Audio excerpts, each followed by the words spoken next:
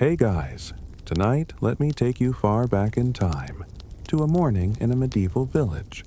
You can imagine yourself lying under a thin wool blanket, barely warm enough to keep out, the chill that creeps through the cracks of your wooden hut. The night has been long. The fire in the small hearth has died to ash, and the damp air smells faintly of smoke and earth. There is no soft mattress or pillow beneath you, just a pile of straw, flattened and prickly, covered with a rough linen sheet that itches against your skin. You stir awake not because you are fully rested, but because the faint sound of a rooster echoes outside and the dim light of dawn seeps through the shutter. Sleep in a medieval village is rarely long or peaceful. You rise early not by choice, but because the rhythm of the day is dictated by the sun and the demands of survival. Each morning greets you with labor, and the few moments between sleep and work are short-lived. When you push yourself up, your breath is visible in the cold air. The room is shared. Your family sleeps all together, sometimes side by side on the same straw bed, or on mats rolled out near the hearth. Privacy does not exist. The children, if you have them, are already stirring, rubbing their eyes and yawning. Perhaps an infant cries softly. Hungry for the day's first feeding, your partner rises too, wrapping a shawl across their shoulders. No one lingers in bed. The fire must be rekindled, the animals tended, and water fetched before the day's fieldwork begins. Stepping outside, the village awakens slowly, yet with purpose. Thin smoke rises from scattered chimneys. Roosters crow, and the muffled bleating of sheep or lowing of cattle carries through the cool morning air. The huts around you are simple, rough, and similar to your own. Each is a small rectangle of wattle and daub, wooden frames, woven with sticks and covered in clay and mud. Thatched roofs sag a little, patched where needed. The lanes are narrow, muddy, and uneven, filled with puddles from last night's rain. Chickens scratch in the dirt. The smell of earth and animals is everywhere, mixed with wood smoke and the faint sweetness of brewing ale. The village is not large, perhaps only a cluster of 30 or 40 families, but every hut shelters lives as burdened and restless as your own. Your stomach growls, but breakfast will not be much. A crust of yesterday's bread, maybe dipped into a thin porridge, if grain is available. Fresh food is rare at dawn. The real meal will come much later in the day, after hours of toil. But hunger is so common that you learn to ignore the dull ache. Even children are expected to start the morning without complaint. Soon the work begins. For peasants, labor is not an option, but the very condition of existence. If you are a farmer, your life is tied to the fields that stretch beyond the village. You take up simple tools, an iron-tipped plow, a wooden rake, a hoe, and set off toward strips of land you do not even own. The Lord claims the harvest, and you keep only a portion, yet the responsibility for making the soil yield falls entirely on you and your family. As you walk out of the village, you notice how the fields glisten with dew. The soil is heavy, dark, and difficult to work. Farming here is slow, backbreaking, and utterly dependent on the weather. Every season carries its burdens. Spring requires endless sowing and weeding. Summer brings long harvest days. Autumn demands gathering and storing. And winter allows little rest, since tools must be mended and animals cared for. The cycle never ends, and there is no concept of weekend or vacation. Even children play a part. By the time they are 6 or 7, they are expected to scare birds from the grain, fetch water, or help with livestock. You can imagine their small figures darting around the fields, trying to keep crows from pecking the fragile shoots. Life does not wait for them to grow older. Responsibility presses down early. The sun climbs higher, casting long beams of gold over the thatched roofs. Yet there is little beauty in the day for those bent over in labor. You feel the weight of a hoe in your hands, the strain in your back, the mud clinging to your boots. Hours pass slowly, measured only by the angle of the sun. Meanwhile, those who remain in the village, mostly women and the elderly, face their own ceaseless duties. Fires must be kept alive, bread must be baked, wool spun, and water hauled from the nearest well or stream. Carrying buckets of water is exhausting, but without it, there is no cooking, no washing, no brewing. Smoke lingers thick in huts, stinging the eyes, as meals are cooked over open hearths. Babies fuss in the dim light. Older children run errands, and the constant clatter of work fills the small spaces. Yet, despite the burden, there is rhythm and structure to these mornings. Each family knows its role. Each task is familiar. You might share a brief word with a neighbor as you walk to the fields, or exchange nods as you pass one another with bundles of firewood. Community is essential, for survival is never solitary. People rely on each other for tools, for help during harvest, for care during sickness. But the hardships are inescapable. Hunger, fatigue, and uncertainty always hover close by. A single bad harvest can mean a winter of scarcity. A sudden illness can rob a family of its strongest worker. The lords demand rents and taxes whether the land yields plenty or not. The church insists on its tithe as well, reminding you that even God must be paid in grain.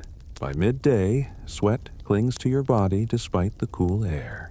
Your back aches, your hands blister, and you pause only briefly to chew on a coarse piece of bread or drink a little weak ale. Water is often unsafe, and ale, though mild, is safer to drink. Children gnaw on crusts, and elders eat slowly, conserving what little they have. Conversation is limited. There is no luxury of leisure. The work resumes almost immediately. This is the rhythm of a medieval village morning. Harsh, repetitive, and unrelenting. From dawn to dusk, life is measured by toil and survival. The sun, which might feel gentle and warming to you today, is simply the taskmaster that orders your hours. By the time night falls again, you will collapse onto the same straw bedding, aching, weary, and already bracing yourself for another day that will look much the same. And so, as you imagine yourself living this way, you realize how distant the comforts of modern life are from these simple villagers. A warm bed, a full stomach, clean water, and rest, things you might take for granted now, were rare luxuries then. Each morning was a reminder of struggle, of resilience, and of a life much harder than you might have ever imagined. You find yourself stepping back into the hut you call home, and the reality of how people lived presses close upon you. There is nothing luxurious about this place, just one dark, low-ceilinged room where smoke lingers and light barely enters. The floor is not wood nor stone, but hard-packed earth, uneven and damp. In the corners, straw is scattered to soften the ground, but it does little to keep the chill away. The walls, made of wattle and daub, sticks, woven together and plastered with clay, crack in places, letting drafts slip in. In the rainy season, water trickles down, turning parts of the floor to mud. The roof above your head is thatch, bundles of dried straw tied together. It provides some shelter, but it also becomes a home for insects, mice, and sometimes even birds. When it rains heavily, drops can find their way through. Repairing the roof is a constant task, yet never fully finished. Inside, the hut serves every purpose. It is the kitchen, the bedroom, and the workshop all in one. A small hearth burns at the center or against one wall, its smoke curling upward into the dim air. There is no chimney, only a small hole in the roof or wall where the smoke escapes slowly. Because of this, the room is often filled with haze, stinging your eyes and clinging to your clothes. Your lungs never truly feel clear. A persistent cough is common among villagers of all ages. Furniture is sparse, made by hand and passed down through generations. A rough wooden table, a few benches, maybe a stool. Nothing polished or decorated, only functional. Against one wall, a chest holds the family's few possessions. Coarse wool clothing, tools, perhaps a pot or a jug. Iron is precious, so most cooking is done in a single pot hung over the fire. Wooden bowls and spoons are shared by the family. Beds, if they can be called that, are simple frames stuffed with straw or reeds, covered with linen or wool if you are fortunate. Entire families often share one sleeping space. Parents, children, even a grandparent might lie side by side for warmth. The idea of privacy or personal space is unknown. The crackling of the fire, the breathing of your children, the sound of animals outside, these fill the night. Animals themselves sometimes share the hut. A goat, a few chickens, or even a pig might be brought inside during harsh winters for warmth and protection. Their smell mixes with the smoke and damp earth until it becomes the familiar scent of home. To modern senses, it might seem unbearable, but for medieval villagers, this was life. Clothing hangs on pegs near the wall. Most garments are made of rough wool, itchy and heavy when damp. You may own only one or two outfits in your lifetime, patched and mended until the fabric thins to threads. Shoes, if you have them, are simple leather pieces, stiff and worn. Many go barefoot much of the year, even in cold seasons. Every corner of the hut whispers of poverty and endurance. There are no windows of glass, only small shutters cut into the wall, opened when air is needed, and closed when storms threaten. Light inside is dim, even during the day. Candles are rare, made of tallow and used sparingly. More often, a rushlight, an oiled reed set aflame, serves to push back the darkness. The glow is faint, flickering, and soon extinguished. Nights in such huts are filled with shadow, with whispers, with the closeness of family pressed together. Meals are taken sitting around the fire, bowls passed by hand. Everyone eats from the same pot. Children sit on the floor, dipping bread into the thin stew. If meat is available, it is a rare treat. Perhaps pork salted for preservation, or a rabbit snared in the woods. More often, it is just vegetables, grains, or beans. Hunger follows you even into your home, a constant guest. Yet this cramped, smoky hut is not only a place of hardship, it is also the center of warmth and safety. Within these walls, families laugh, tell stories, and share moments of comfort. At night, after a long day in the fields, you may sit with your children, recounting tales passed from elders, or humming a lullaby to soothe them to sleep. The fire glows, casting dancing shadows on the walls, and for a short while, the struggles outside fade. Still, the fragility of home is always clear. A storm can tear at the roof. A fire, once spreading, can consume the entire hut in minutes. Rebuilding is exhausting, and resources are scarce. Many families endure constant repair, patching walls with fresh mud, replacing beams, adjusting the thatch. The hut is never finished. It is always in a state of survival, like its occupants. Imagine lying down at night, hearing the creak of the rafters as the wind pushes through the cracks. You pull a rough blanket around yourself, pressing closer to your family for warmth. Smoke drifts in your nose. The faint sound of animals shifting outside mixes with the murmurs of your children. You close your eyes, not to dream of comfort, but to gather strength for another day. This is the heart of the medieval home. A single, fragile room where life begins and ends, where people are born, where families eat, laugh, cry, and die. In its simplicity, it shelters you, but it also constantly reminds you how harsh and precarious life truly is. Every corner of the hut whispers of poverty and endurance. There are no windows of glass, only small shutters cut into the wall, opened when air is needed, and closed when storms threaten. Light inside is dim, even during the day. Candles are rare, made of tallow and used sparingly. More often, a rushlight, an oiled reed set aflame, serves to push back the darkness. The glow is faint, flickering, and soon extinguished.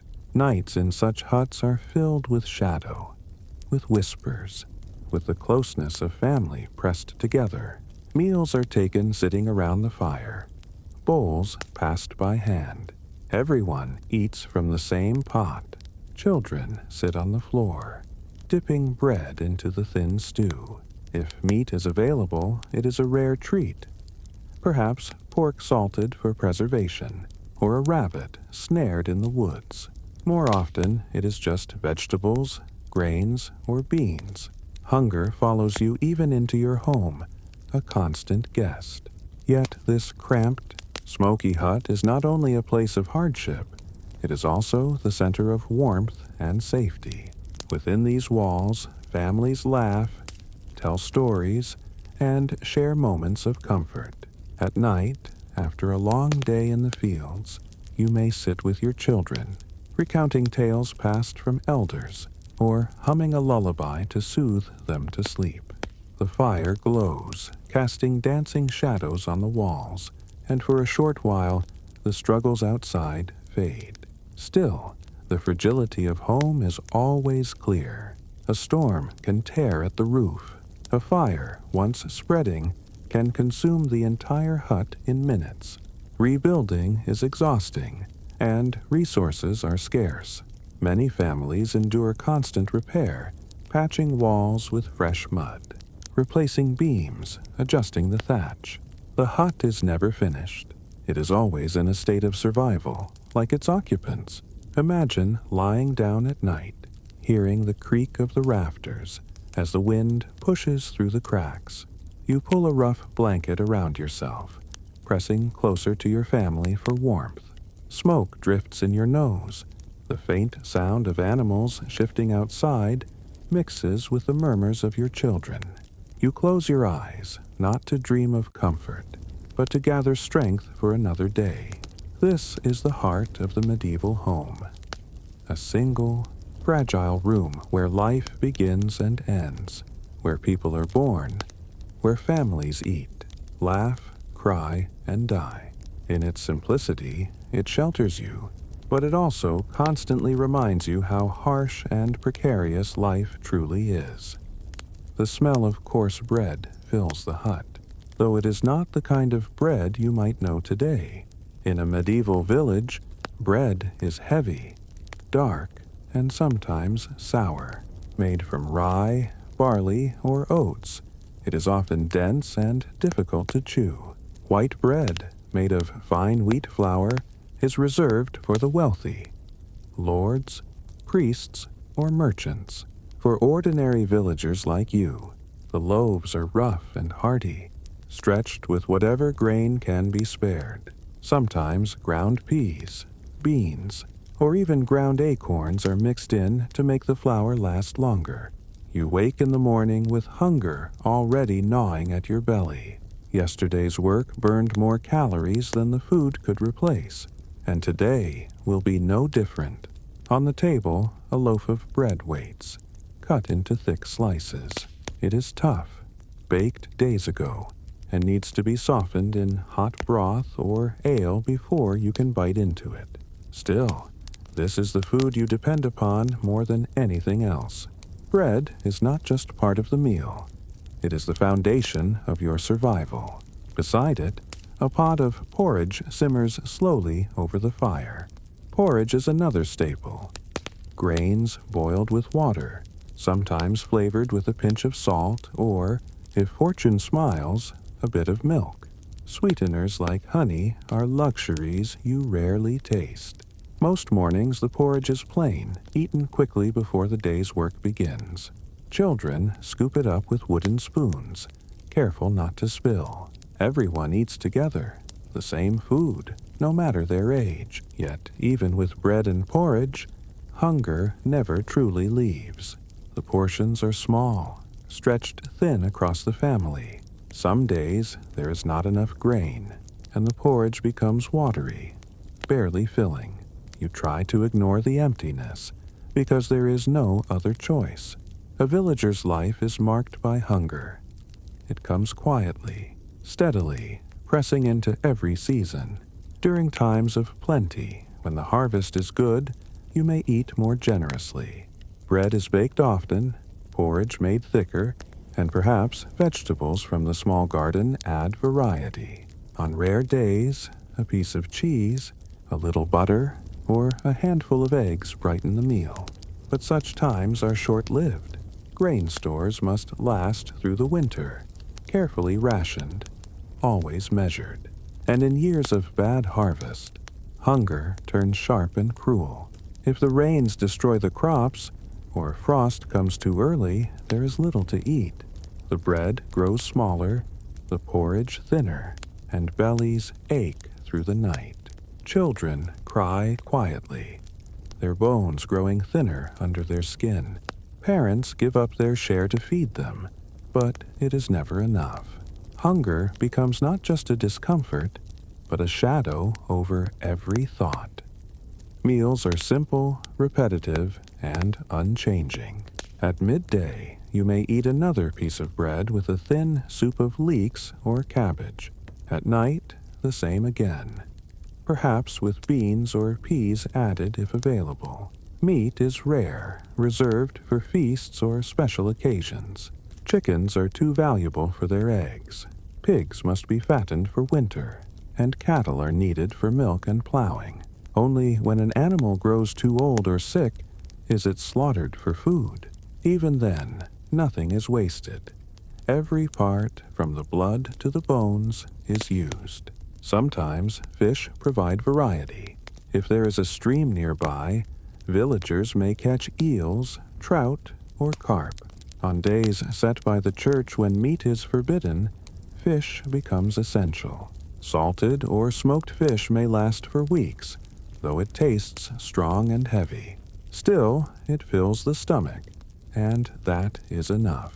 Drink is as important as food, and water is often unsafe. Wells can be contaminated, streams muddy. Instead, ale is brewed weak, more like liquid bread than the strong drink you might imagine. Even children drink it daily. It is safer, nourishing, and part of nearly every meal. Wine is rare, found only where vineyards grow, and even then it is reserved for the wealthy. Hunger also shapes the rhythm of the year.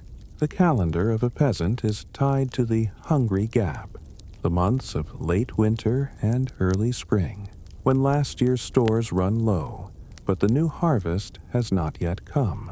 During this time, meals shrink. Bread is stretched with whatever fillers can be found. Ground beans, chestnuts, even weeds. Porridge grows thinner. Vegetables scarce. The body weakens, and sickness spreads more easily when hunger gnaws. Despite all this, food is not only survival. It is also comfort, ritual, and community. On feast days, when the church allows celebration, villagers gather to share what little extra they have.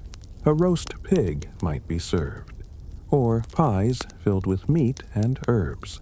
Ale flows more freely, and for a brief moment, hunger loosens its grip. Songs are sung, laughter echoes, and children play without thinking of empty stomachs. But once the feast ends, life returns to bread and porridge. Bread and porridge, the endless rhythm of peasant meals. At night, as you sit by the fire with your family, you take the last bite of your bread, chew slowly, and feel it settle in your stomach. It is not enough, but it quiets the worst of the hunger until morning. You look at your children, their eyes heavy with sleep, their small hands clutching crusts, and you know tomorrow will bring the same. Hunger is not a visitor here. It is a companion, as constant as the fields, the seasons, and the endless labor that defines your life.